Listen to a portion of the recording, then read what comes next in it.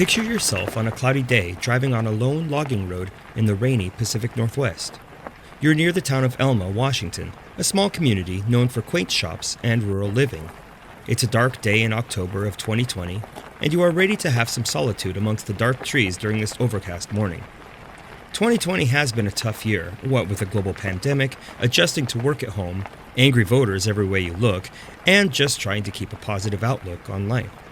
To be alone on the trails with your own thoughts is exactly what you need. You make your way up to a small camping area near a few clear cuttings, pull over, throw on your day pack with essentials, grab your water shoes for a bit of winter swimming, and hit the trail.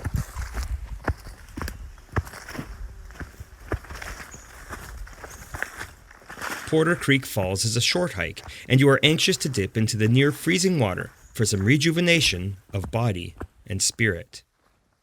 While the skies are overcast, the trail is open and clear, until you come to a section where trees are thick with dead branches on top of each other, and for some reason, you are surrounded in darkness almost as black as night. Why is it so dark? This isn't normal, you think to yourself. You push on, the aura of haunting pressing down on you like a heavy weight from above. You feel as if something is up the hill from where you stand. Mountain lions and even the occasional black bear have been seen in the area, and your bear spray is on your side at the ready. The air is silent. Disturbingly silent. You stop to listen to the surrounding trees and wildlife. There is not one sound to be heard. Your head starts spinning, a dizzy feeling coming over you that is sudden and not normal for you when out in the wilderness. Tunnel vision starts to take over, and you can't help from feeling that something is nearby. You can feel it. You know it. Something is watching and waiting.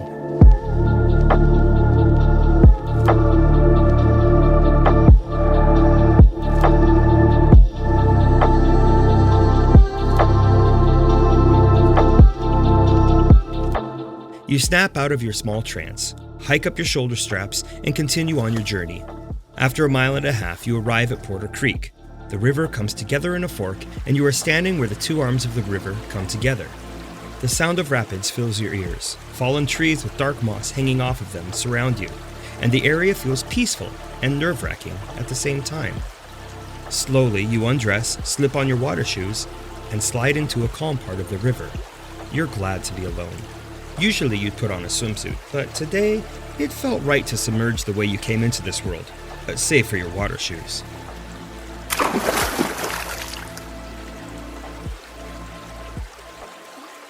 The freezing water sends chills up your spine, and you feel calmness take over you as your only thought is being completely aware of how your body is reacting to the cold water. You take a long, deep breath as you've trained for cold water submersion, and look about you. The haunting feeling is gone. You are one with the trees. They each have a story to tell. You close your eyes and listen to the rushing water. This is true connection with the earth.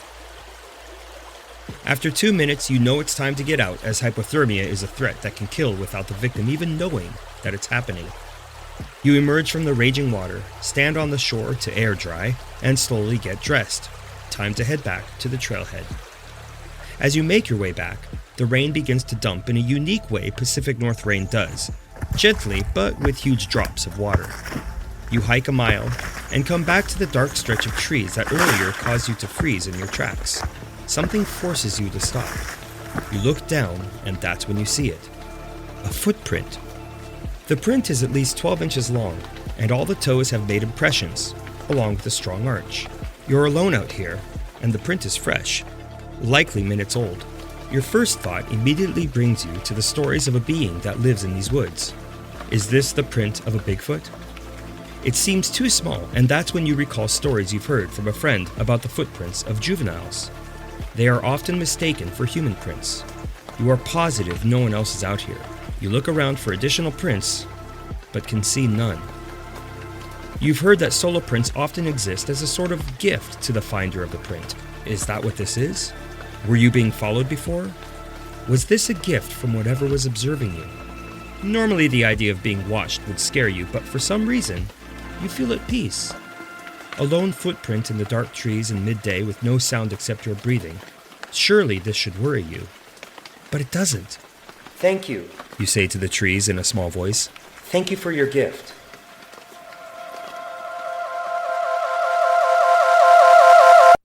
Suddenly, the darkness lifts, and you head back to your truck, smiling to yourself. There's something special about this area. There's something special about Elma.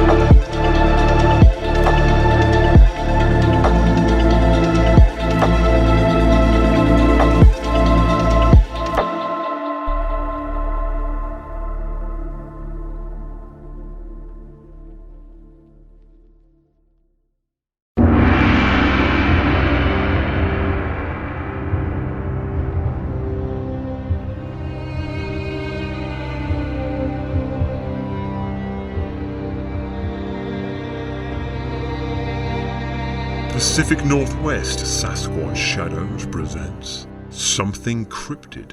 This Way Comes. This podcast is sponsored by BetterHelp. Have you ever felt like you're in a tunnel? The sides are closing in on you. You're unable to escape the overwhelming feelings of unhappiness, anger, worry, or fear. Without a healthy mind, being truly happy and at peace is hard. The good news is, therapy works. It's time to stop being ashamed of normal human struggles and start feeling better. Because you deserve to be happy. BetterHelp is customized online therapy that offers video, phone, and even live chat sessions with your therapist. Join the millions of people who are seeing what online therapy is really about. It's always a good time to invest in yourself because you are your greatest asset.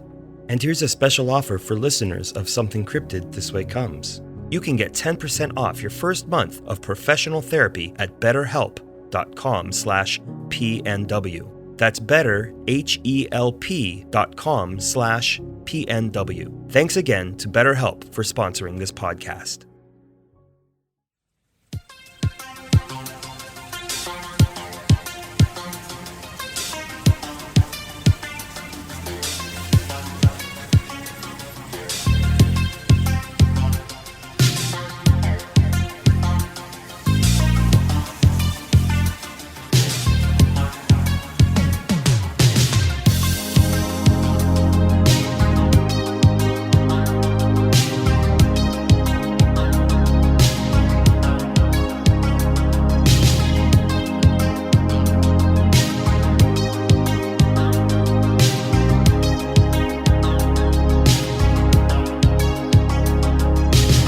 It's late spring, 1982.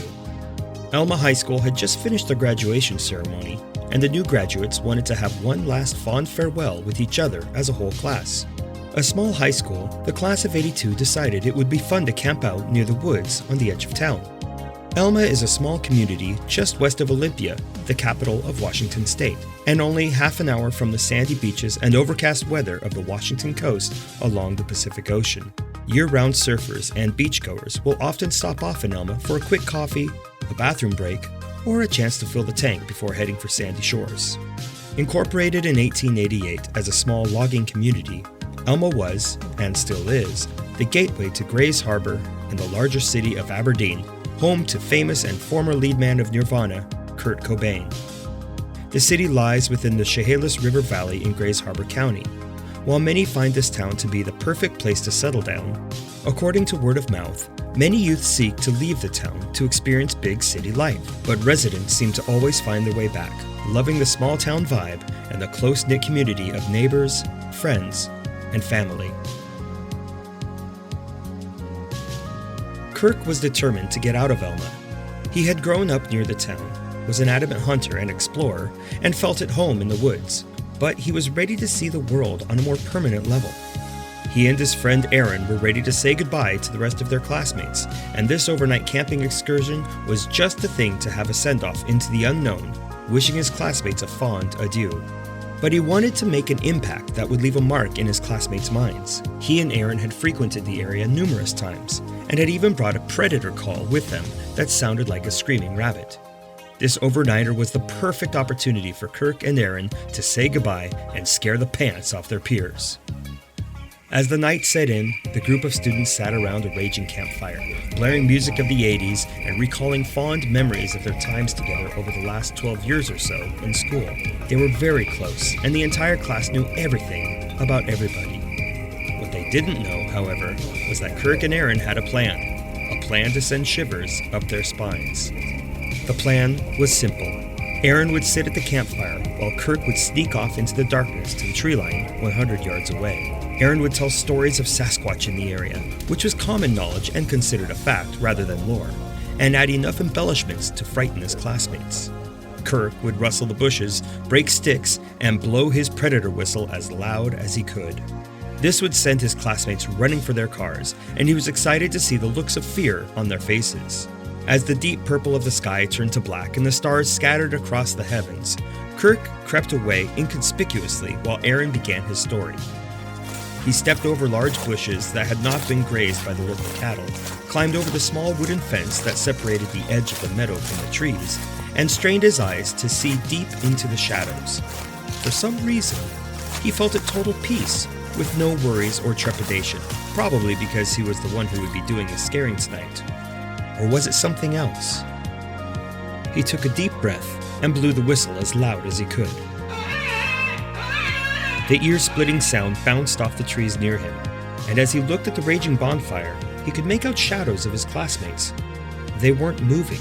In fact, they weren't reacting at all to the noise. Maybe they can't hear me. Come on, Aaron, scare them.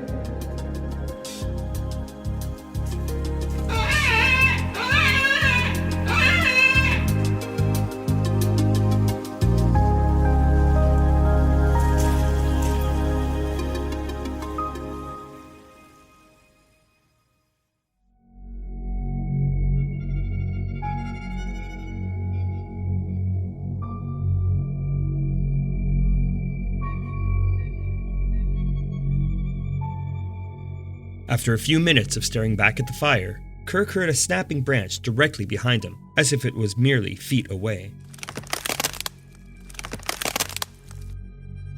He turned on his flashlight, aimed it at the trees, and saw something that, to this day, no one believes when he relates his story. A huge, toothy grin glowed in the night. Kirk squinted, and as he followed the outline of the grin, he expected to see a tall person. But it wasn't a person. At least, it wasn't like a person that he had ever seen. No, this was something different. Above the teeth, he could make out the face of a gorilla, but it was different. Less flat, more human-like, and cheekbones that stretched up to the corners of the eyes. This creature seemed amused by Kirk. Its eyes narrowed as they traveled out from the center of its face. Kirk immediately assumed it was a male by the look on its, or his, face. The Sasquatch had eyes of crystal blue, but the pupils seemed dilated from the light Kirk was shining directly in its face. His nose was that of a human's, but a bit flatter than most, and his ears were hidden by the hair that surrounded his face. Kirk moved the flashlight down the body of the Sasquatch and noticed a broad chest with large pectoral muscles, the muscles of a bodybuilder. Below his pecs, the bushes rose to meet him at his navel. Covered with dark brown hair, Kirk could still make out the abdominal muscles. Huge gangly arms stretched out from each side of the Sasquatch, pushing branches to either side. Kirk and his new companion stood in silence, staring at each other. Kirk was petrified, but there was something about the face that started to slow his heart rate. The Sasquatch kept smiling. It did not appear threatening, but almost looked playful. The moon was low on the horizon, and shadows started to fade. The only illumination on the Sasquatch was from Kirk's flashlight, which Kirk immediately snapped out of the staring contest and turned off. He figured he would make the Sasquatch angry if he kept shining it in his face. Kirk quickly turned to look back at the campfire in the distance, then turned once again to see where his newly acquired friend was standing. The Sasquatch was gone. Did I just imagine that? Was it just a shadow? No, I saw it smile at me. Kirk half walked, half ran back to the campfire. He wasn't sure if he should tell anyone. His classmates were sitting around the fire, telling jokes, throwing logs onto the fire, and blasting the latest John Cougar Mellencamp song. He knew that if he told anyone, they wouldn't believe him. He wanted to tell Aaron, but something kept him from doing it. He glanced back at the tree line every few minutes, wondering where the Sasquatch had gone, wondering if it was still watching him. He knew that he should feel scared, that he should feel like his life was in danger. But he didn't. Something was causing his heart to beat in a calm and steady pattern. He wasn't scared at all. He had made a new friend, a hairy man, a Bigfoot. As he turned his gaze away from the tree line for the last time, he spoke to his new friend in his mind. I'll see you again. This was a story he would keep to himself, a story he would hold close to his heart and would not tell others for decades. He had experienced something beautiful, something peaceful, something extraordinary. Kirk was one of the lucky ones.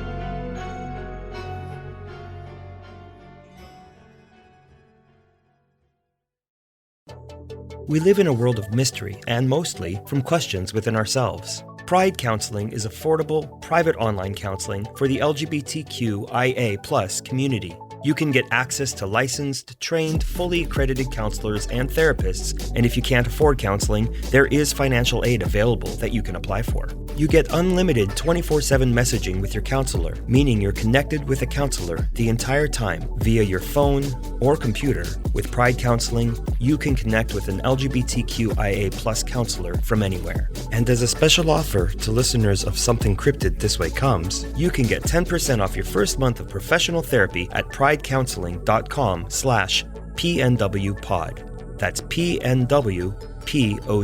Again, that link is pridecounseling.com/PNWpod. Thank you to Pride Counseling for sponsoring this podcast.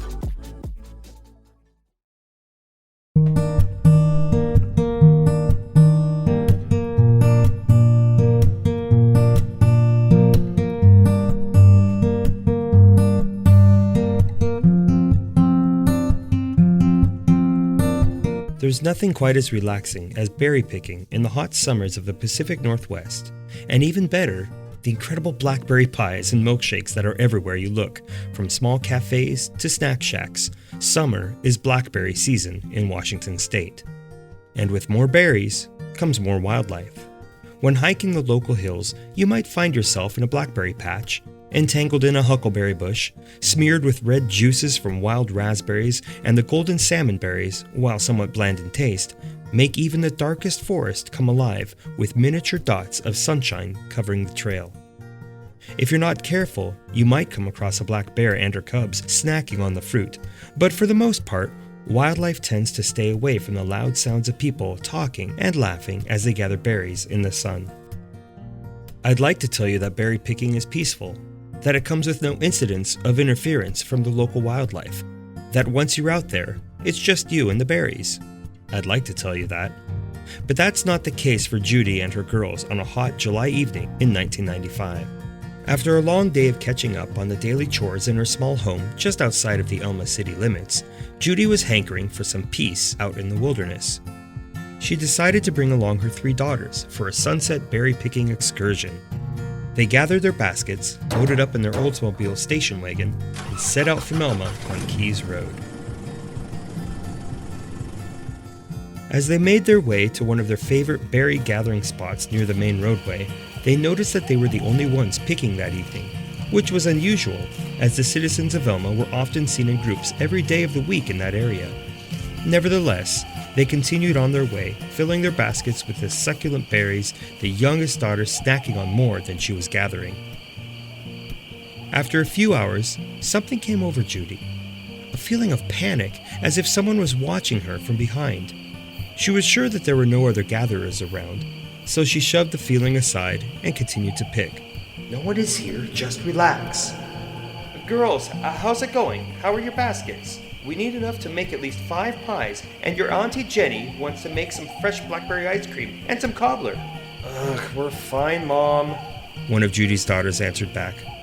Okay, well, we only have a few minutes left. I want to see those baskets full to the brim. They continued picking, making their way closer to the river that ran parallel to the road.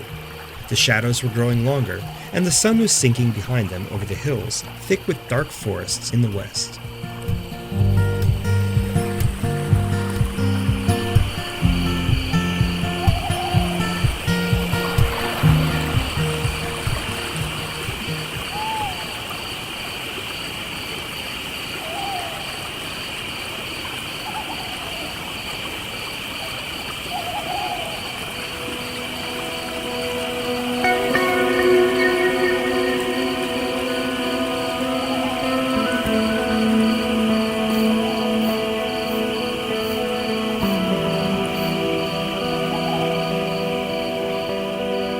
Suddenly, one of Judy's daughters called out to her from behind a few bushes. Mom, this is a scary place. I think someone's watching us. Judy turned to see one of her daughters staring off into the trees, the look of horror on her face. She had dropped her basket and the blackberries covered the ground around her feet. Okay, time to go. Judy and the girls made their way back to the car as quickly as possible. She tried to maintain a look of calmness on her face, but her heart was racing. They loaded up in the car and sped off toward home. Upon their arrival back home, Judy immediately picked up the phone and called her sister, who lived in the nearby town of Hoquiam, further west in Grays Harbor County. Jen, something happened in the woods tonight. I felt like we were being watched, but it didn't feel like a person was watching. Does that make sense? I know it sounds crazy, but it was like a monster was stalking us. I think I'm going crazy, but the girls said it was a scary place. They've never said that about the riverberry patches before. Judy's voice was shaking. Jen listened with intent and then replied in a calm voice. Judy, don't worry. Tomorrow we'll go and check the place out. I'm sure it's fine. Don't worry. Everything is fine. Give the girls a hug from their Auntie Jen. The next evening, Judy and Jen decided to head out just as the sun dipped below the horizon. Darkness falls fast on the Washington coast, like a looming nightmare that suddenly wakes you as you fall to your death. Judy was not excited about heading out in the dark, but Jen, with a bit of a dark side and thrill-seeking ambitions, was ready to investigate. Judy's husband Ray was ready too. He'd grown up in this area and had heard the stories, and was ready to see a Sasquatch of his own if that's in fact what was out there. But he wasn't ready for what was about to happen. The trio arrived at the same parking space Judy had been at the day before. As they pulled to a stop, Jen could tell that Judy wasn't having it. I can't do this. I can't go out there, Jen. Judy, I'm right here with you. We can always leave, but let's go have a look. I promise not to leave you out here. Slowly, Judy nodded. They exited the car and made their way down to the river where the previous day's haunting had occurred. Making their way into the black of night and breathing the thick air amongst the trees, Jen started to feel what Judy had described the previous evening on the phone. It felt like all joy was leaving her, as if a vacuum was sucking out all the peace that filled her heart. Her pulse raced, and she began to sweat even in the cool night temperatures. She turned to glance at her brother-in-law and sister, who had looks on their faces that matched exactly what Jen was feeling. They marched on. The distance from the road to the river was approximately 300 yards.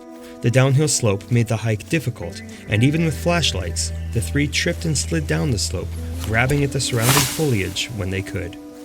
Ouch, damn blackberry bushes. Man, that hurts. Jen looked back at Ray, who was sucking on his finger that had been pierced by a blackberry thorn. The berries were amazing. The thorns, on the other hand, were ferocious. It's funny how the sweetest things in life often hurt, thought Jen to herself. As they arrived at the river, they were enveloped in pure darkness and isolation. Their vulnerability weighed down on them like someone was pressing down on their shoulders. They could feel their solitude.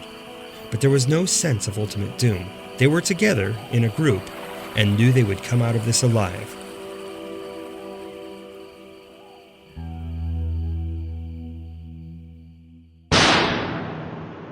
A deafening bang sounded from only a few feet away.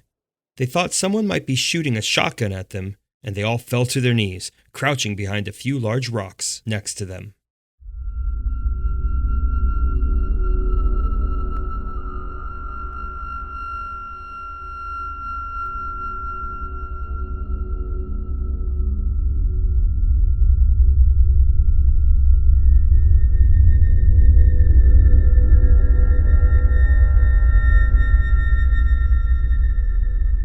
They decided to move out, back to their car, keeping low to the ground.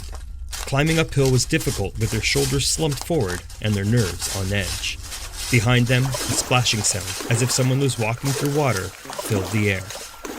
Sounds like a deer, or maybe a cow. A cow, Judy? What would a cow be doing out here? I don't know. I'm just guessing. Keep moving, said Ray with a determined voice.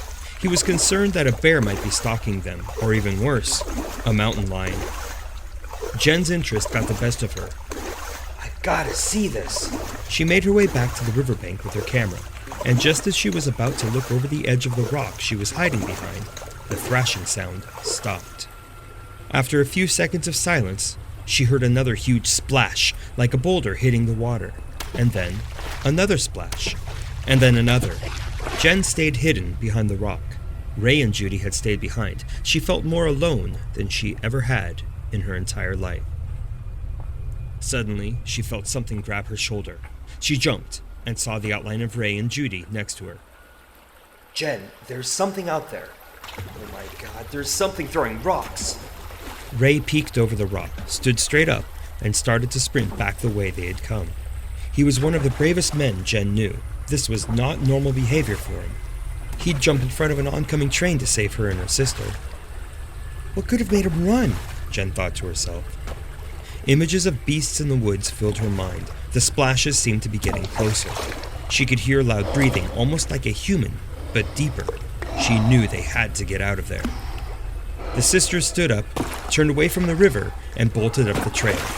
Jen was in the lead and heard a small yell and a crashing sound.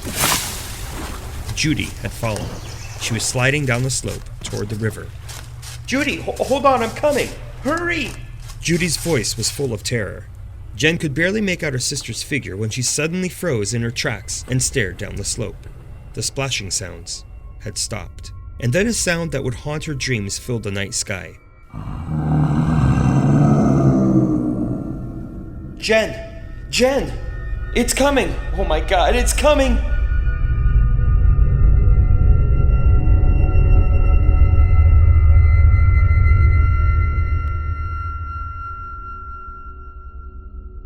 Next time on Something Cryptid This Way Comes.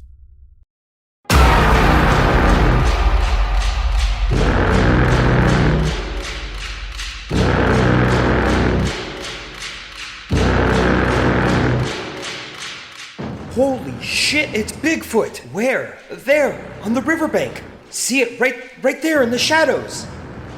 Judy, Jen, and Ray are not out of the woods, literally, and the unknown entity is on their trail. Will they survive? Will they have evidence of the creature in the woods? Stay tuned for the Elma Encounters Part 2 coming later in August, and be prepared to hear a third story from the area. This story will have you thinking twice before traveling on a lone logging road in the dark forests of the Pacific Northwest.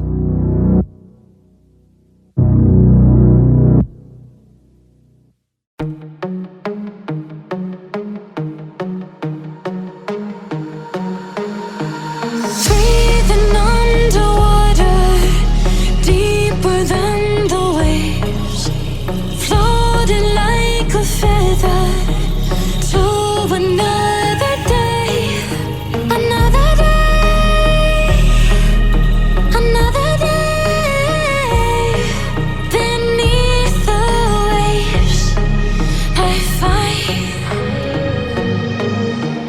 Something Cryptid This Way Comes is part of the Old Mountain Media family of podcasts and is written, produced, and sound engineered by me, Dr. Russ, of Pacific Northwest Sasquatch Shadows. Dialogue used in these stories is created from the events as recalled by eyewitnesses in the Elma, Washington area, and is not necessarily accurate, but is based on extensive research. To learn more about Elma and its rich history, consider Elizabeth Brown's book, A History of Elma, available anywhere fine books are sold. We can't thank you enough for the explosion of listenership, and I promise to keep these stories coming. If you have a potential story to share, one you'd like to hear set to a storytelling format, or would even like to discuss sponsorship, hint hint, send an email to pnwsasquatchshadows@yahoo.com or Russ, that's RUSS, at ommstories.com. We've got some great swag and gear that you can find in the link on our Instagram. Support the show. Go to PNW Sasquatch Shadows on Instagram for the link in the bio, or head on over to redbubble.com and type in PNW Sasquatch Shadows in the search bar. Make sure you go back and listen to earlier episodes. You'll learn about Fred Beck and his encounters at Ape Canyon, Albert Ostman, who claims to have been abducted by a family of Sasquatch, and a short time warp back to 1968, where a camp full of youth saw creatures running all around them in the moonlight. And don't forget to listen to Season 1, short episodes that are eyewitness accounts set to immersive sound and music. For Old Mountain Media and Pacific Northwest Sasquatch Shadows, this has been Something Cryptid This Way Comes. If you like the show, please leave a 5-star rating and a review, and be sure to share this podcast with your friends, family, and all over your social media. Something Cryptid This Way Comes can be heard on Apple Podcasts, Spotify, Google Play, and many other podcast carriers, including iHeartRadio. Special thanks to supporters and friends of the show, Mark and Catherine, for our intro and outro voiceovers. See you in 2 weeks for the Elma Encounters Part 2. Until then, go pick those berries, but you might want to leave some on the trail for whomever, or whatever, is watching you. Maybe they just want to make a pie. Maybe they need a side dish.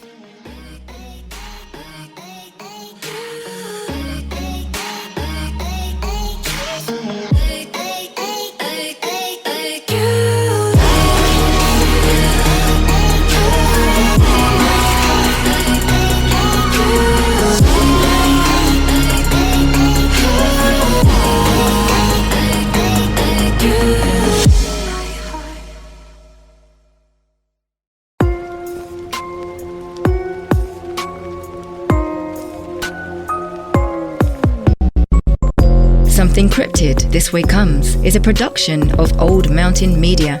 Visit us on Instagram at PNW Sasquatch Shadows and Facebook at Old Mountain Media. Something Cryptid This Way Comes.